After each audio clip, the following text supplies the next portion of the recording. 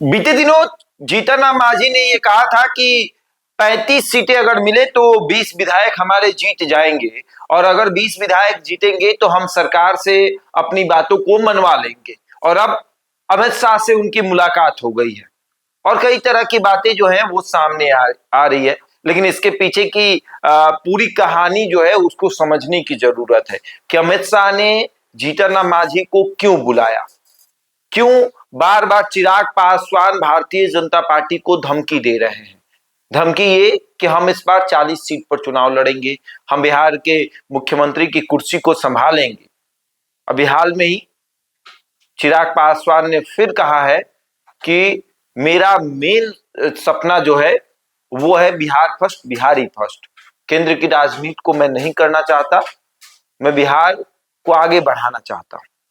और अब जीतन राम मांझी की मुलाकात अमित शाह से, कहा यह जा रहा है कि जीतन राम मांझी के जरिए चिराग पासवान को शांत करने का प्रयास भी जारी हो गया है।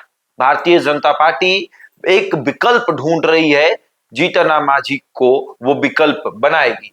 विकल्प ये कि चिराग पासवान को कैसे शांत किया जाए। चिराग पासवान हर समय भारतीय जनता पार्टी को, एनडीए को ये एहसास दिलाते हैं कि हम दलितों के बड़े चेहरे हैं, हमारे पास दलितों का वोट बैंक है, और उस वोट बैंक को कैसे अपने पाले में किया जाए, कैसे उस वोट बैंक को किसी और नेता के पास ट्रांसफर करवा के चिराग पासवान को इस घमंड को तोड़ दिया जाए, चिराग पासवान के पास जो घमंड है उस घमंड को खत्म कर दिया जाए। इसको लेकर भारतीय जनता पार्टी अपनी प्लानिंग कर रही है, अमित शाह अपनी प्लानिंग कर रहे हैं, और इसलिए जीतन राम मांझी से अमित शाह ने मुलाकात भी की। जीतन राम मांझी और अमित शाह की बंद कमरे में घंटों बातचीत हुई है। ये बातचीत इसलिए नहीं हुई है कि आप 35 सीट क्यों मांग रहे हैं, आपको तो 35 सीट हम नहीं देंगे, इसलिए नहीं हुई है।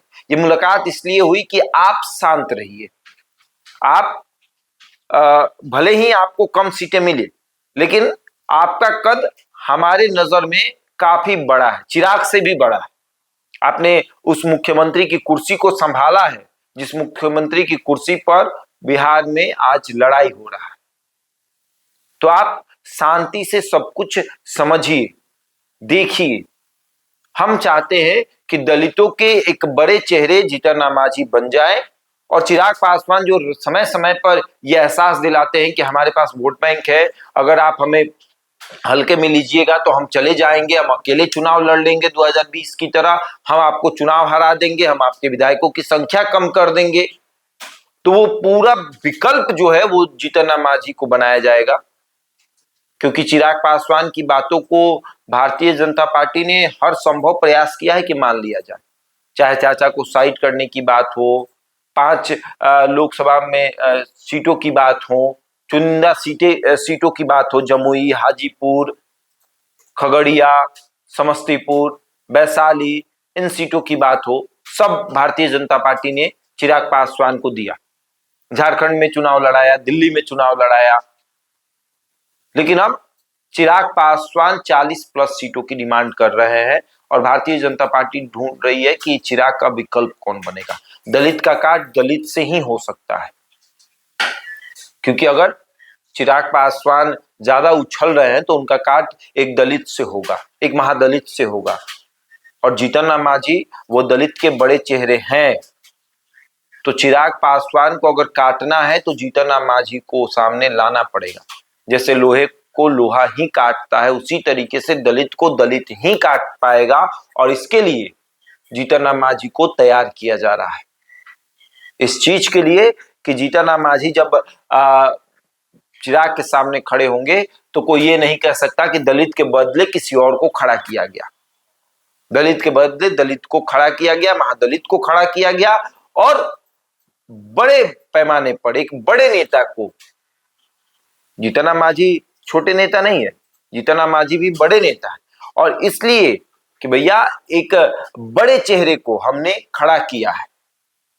देखिए, दलित के एक बड़े चेहरे हैं, और इसलिए अमित शाह ने जीतन राम मांझी से मुलाकात की है कि भले ही आपको कम सीटें मिले, लेकिन आप हमेशा आगे रहेंगे,